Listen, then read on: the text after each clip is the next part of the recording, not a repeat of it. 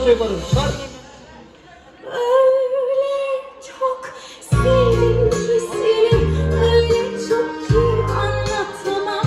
O bir yılın anlamını bin yıl geçse de unutmam. Öyle çok Evet, Aydın organizasyon. öyle çok ki anlatamam.